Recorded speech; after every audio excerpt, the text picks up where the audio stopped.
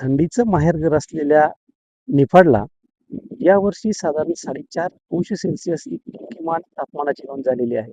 परंतु सद्यस्थितीमध्ये आपण बघू शकता, जसा उन्हाळा हा ऋतू सुरू झालेला आहे, तर यामध्ये सध्या 36 डिग्री सेल्सिअस पर्यंत तापमानात वाढ झालेली आहे.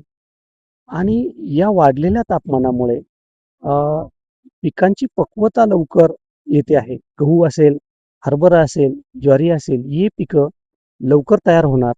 आणि ही तापमानाची जर अशीच परिस्थिती सुरू राहिली तर साधारण 40 अंश सेल्सिअस पर्यंत हे तापमान पोहोचू शकेल या हंगामामध्ये, असे अंदाज वाटतायत. त्याचप्रमाणे जर गहू हा उशिरा लागवड केलेला असेल आणि तापमानात इतकी वाढ झालेली आहे, तर याचा गव्हाच्या उत्पादनावर अनिष्ट परिणाम होऊ शकतो. त्यासाठी आपल्याला काही उपाययोजना करायच्या आहेत. त्या म्हणजे पिकाची ओल राखणे, त्यासाठी पाण्याचे व्यवस्थापन योग्य पद्धतीने करणे, दाणे भरण्याचे किंवा चिकाच्या अवस्थेत असेल तर त्यासाठी पोटॅशयुक्त खतांची फवारणीतून व्यवस्थापन करणे, त्यासाठी 05234 या विद्राव्य खताची फवारणी करू शकता, किंवा पोटॅशियम नायट्रेट ज्याला आपण KNO3 म्हणतो, याची 2% प्रमाणे आपण फवारणी करू शकता. या उपाययोजना केल्या तर गव्हाचा दाणा बारीक पडण्याचं आणि उत्पादनात घट येण्यापासूनच्या समस्येचं आपण निराकरण करू शकतो. थंडीचं माहेरघर म्हणून ओळखल्या जाणाऱ्या नाशिकच्या निफाड तालुक्याला आता उन्हाच्या चांगल्याच झळा बसताना पाहायला मिळत आहे.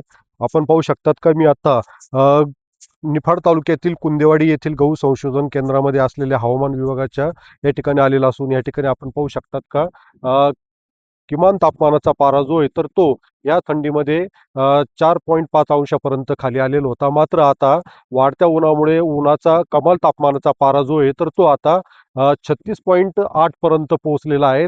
आणि कुठेतरी आता ह्या वाढणाऱ्या कमाल तापमानामुळे जे तर ते मानवी जीवनाबरोबरच शेती पिकांवर सुद्धा याचा परिणाम होताना पाहायला मिळत आहेत. गहू असेल किंवा फळबागा असतील तर भाजीपाला असेल तर यांना जो आहे तर तो वाढत्या उष्णतेमुळे त्याच्यावर परिणाम होणार आहे. त्याच्यामुळे कुठंतरी आपल्या शेतामध्ये जे तर ते पाण्याचं योग्य नियोजन जर केलं तर नक्कीच आपले शेती पिकं जे तर ते ह्या उन्हापासून वाचवण्यासाठी मदत होईल. उमेश पारिक, TV9 मराठी, निफाड, नाशिक.